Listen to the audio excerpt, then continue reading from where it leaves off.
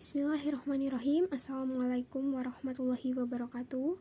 Kami dari kelompok 2 yang beranggotakan Ian Zulki Pratama dengan NIM 2061211003 dan Intan Tri Nuraini Rahayu dengan NIM 2161211196. Kami akan menjelaskan tentang hasil diskusi kami yang bertemakan pengertian ayat dan surat Al-Quran beserta karakteristiknya. Materi pertama, ayat dan surat Al-Quran beserta jumlahnya. Yang pertama, ayat dalam Al-Quran. Secara terminologis, ayat adalah suatu kelompok kata yang mempunyai awal dan akhir yang masuk dalam suatu surat Al-Quran. Yang kedua, jumlah ayat Al-Quran. Jumlah keseluruhan ayat-ayat Al-Quran, para ulama sepakat pada angka 6.200. Namun masih banyak perbedaan angka puluhan dan ratusan, yaitu sebagai berikut. Menurut ulama Madinah, yang pertama jumlahnya 6.217 ayat. Yang kedua, menurut hitungan ulama Madinah, jumlahnya 6.214 ayat, dan juga ada yang menyatakan 6.210 ayat. Yang ketiga, menurut ulama Syam, jumlahnya 6.226 ayat. Yang ketiga, surat dalam Al-Quran. Surat menurut etimologis berarti perhentian atau posisi yang tinggi, keutamaan, kemuliaan, dan tanda. Surat menurut terminologis adalah sekelompok ayat yang mandiri yang memiliki awal dan akhir. Para ulama mengatakan bahwa hal itu diambil dari makna tembok yang membatasi suatu kota. Yang keempat, jumlah surat-surat Al-Quran. Para ulama berpendapat dari dahulu sampai sekarang sepakat bahwa jumlah surat-surat Al-Quran di keseluruhannya adalah 114 surat, dimulai dengan surat Al-Fatihah dan diakhiri dengan surat An-Nas. Dilihat dari sisi jumlah ayat, maka surat-surat Al-Quran dapat dikelompokkan kepada 4 kategori, yaitu yang pertama At-Tiwal, yang panjang, yaitu surat yang panjang. Yang kedua Al-Miyun, seratusan, yaitu surat-surat sesudah At-Tiwal yang jumlah ayat 100 lebih atau sekitarnya, seperti surat Hud 123 ayat.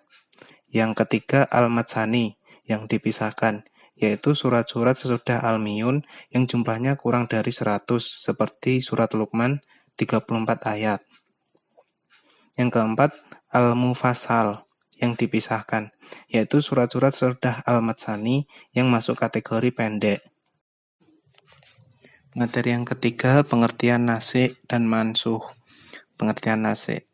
Nasikh artinya yang menghapuskan, yaitu dalil Alkitab atau As-Sunnah yang menghapuskan hukum dalil syar'i atau lafaznya. Pada hakikatnya, nasikh yang dihapuskan adalah Allah Azza-wa-Jalla. Yang kedua, pengertian mansukh. Mansukh artinya yang dihapuskan, yaitu hukum dalil syar'i atau lafaznya yang dihapuskan. C. Karakteristik surat dan ayat muhkamat dan mutasyabihat. 1. Pengertian ayat muhkamat. Muhkam berasal dari kata ihkam yang secara bahasa berarti kekukuhan, kesempurnaan, kesaksamaan, dan pencegahan. Muhkam menurut Al-Harari adalah ayat yang ditinjau dari segi bahasa hanya mengandung satu makna, atau ayat yang terang dan tegas maksudnya, dapat dipahami dengan mudah tanpa membutuhkan takwil pada makna lain.